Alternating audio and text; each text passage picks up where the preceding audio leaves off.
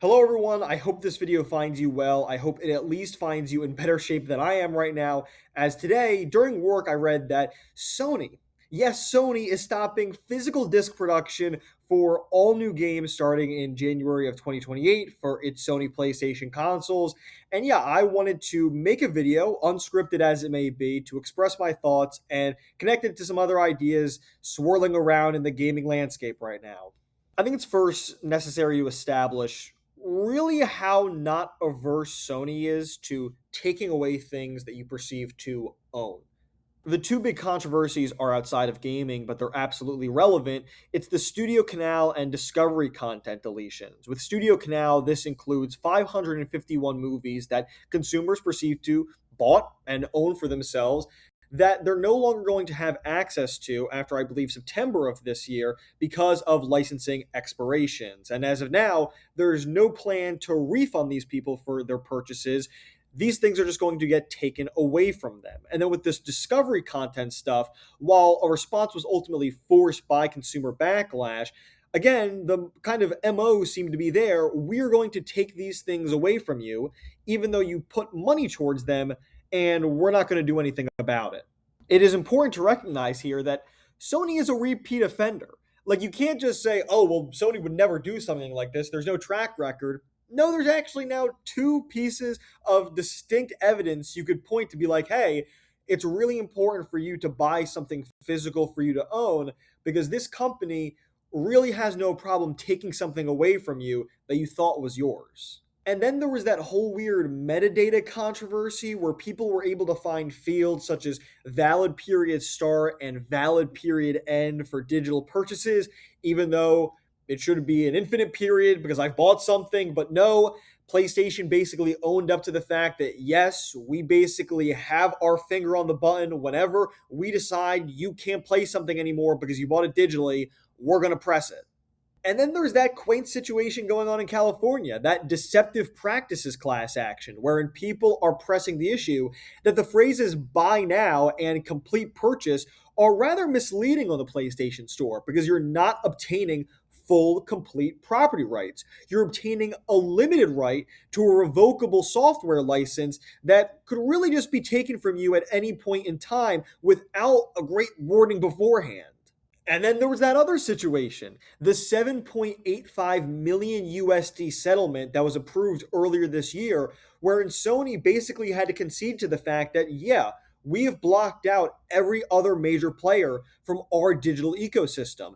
Amazon, Best Buy, they can't sell digital codes to PlayStation games, which allows Sony to unilaterally determine the price that's seen on the PlayStation Store.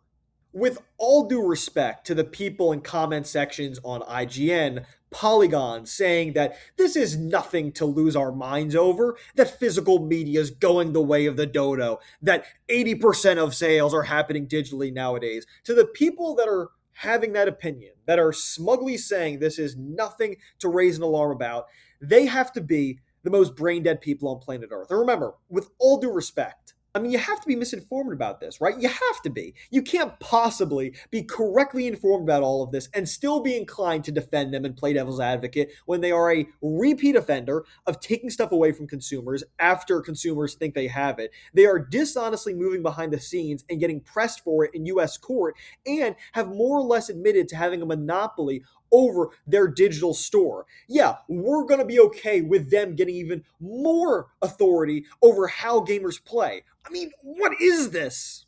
I mean, there really isn't a group out there that is as skillful at arguing against their own interests as gamers. There really isn't. And now I want to tie this back to Rockstar because, after all, they did land the first blow last week when we all found out that GTA 6 will not have a physical disc version upon release.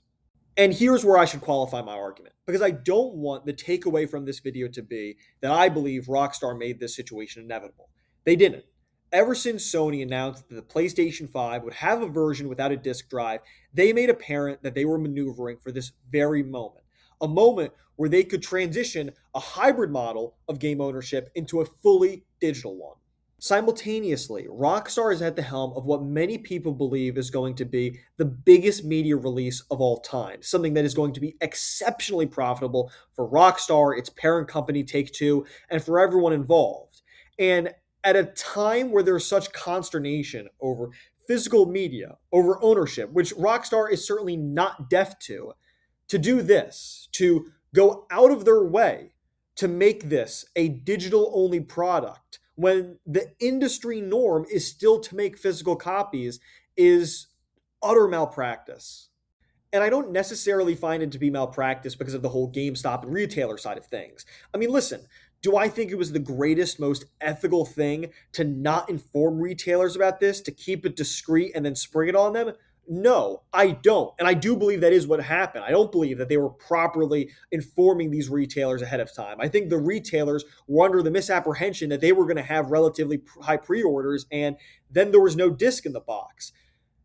I can also recognize, even as a person who has as big a soft spot for GameStop as the next guy, that it is not a pleasant experience going in there. They don't have a savvy model. They don't give you enough for trade-in value. You have to put the faltering of GameStop on GameStop, and so I don't want to put that entirely on Rockstar. That's not why I find this to be malpractice. And I don't have some long, winding new statement about why it is malpractice. It's largely what I said about PlayStation and Sony earlier. You are taking away optionality from the gamer, taking away the option for them to possess the game in a format in which they will truly own it forever, taking away the option for them to give it to a friend, and really taking away the secondary market altogether for the game, and taking away the option for them to resell it to eBay, to GameStop, to make sure that they get some value out of the product, even if they don't like it. And of course, with a decrease in optionality comes an increase in the opportunity for exploitation. That's the whole gist of the Sony antitrust case, of antitrust in general. And it's what's going to happen with GTA 6. You're not going to be able to get a discounted used copy at your retailer of preference. There's not going to be one. You're going to be funneled into digital stores, which, as we've gone over, are not the most consumer friendly places you can go to right now. Rockstar is an industry leader. People take cues from Rockstar in the same way they take cues from other industry leaders such as Nintendo. I mean, that was why there was such ire last year when Nintendo priced Mario Kart World at $80 USD. People understood that, okay, when Nintendo prices it at this point and when it is successful, that opens the floodgates for other studios to put $80 as the new norm for gaming. Then again, Rockstar is behaving particularly heinously because they're not just committing the new misdeeds of gaming, the breaking of the $70 price threshold, the taking away of the physical, but they're also resurrecting sins of gaming's past that I thought were done. I mean, for a AAA title like this to be hiding entire missions behind paywalls in the form of Ultimate Editions is madness. This is straight out of a Ubisoft playbook, and I find it utterly embarrassing for YouTubers who made even a cent off of ragging on Ubisoft to be okay with buying this game in any way, shape, or form.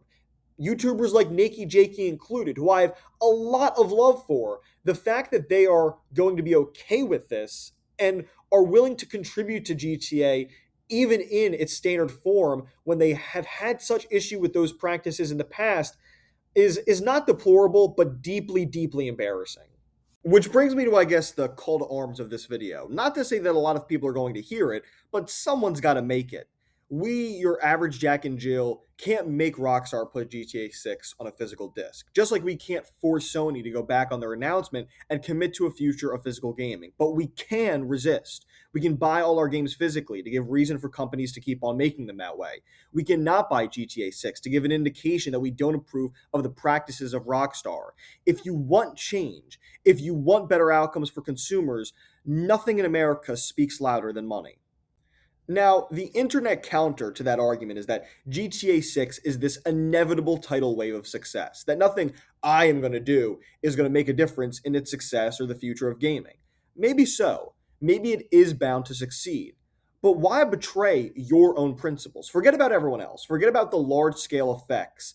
If GTA 6 stands for so much about what you have previously hated about gaming and what you fear gaming will become, why buy it? Why support it?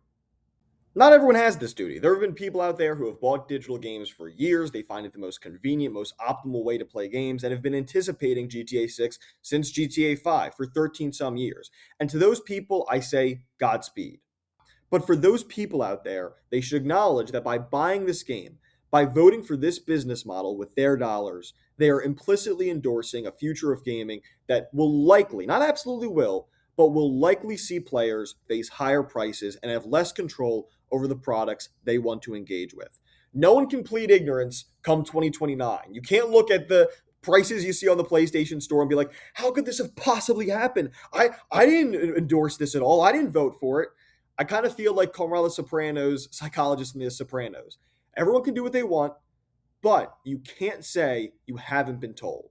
With that group, at least they may not see how this comes back to bite them. But for everyone else, the people who love physical media, the people who simply want physical media as an option, even if it's not their choice every single time, the people who feel as though they've been exploited by gaming companies in the past couple of years, who are not comfortable with where game prices are going, the people who grimace every single week when they watch skill ups this week in video games because of the nefarious, highly suspect practices across the gaming industry, you would be doing yourself a disservice in buying GTA 6.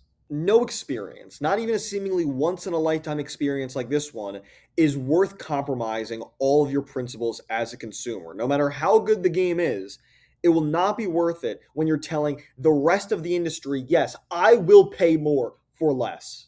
For myself, I absolutely will not be buying GTA 6 because I cannot give any indication that I am okay with the desecration of something that I profoundly enjoy. I mean, it would be like me going to see Mandalorian and Grogu in theaters, for God's sake.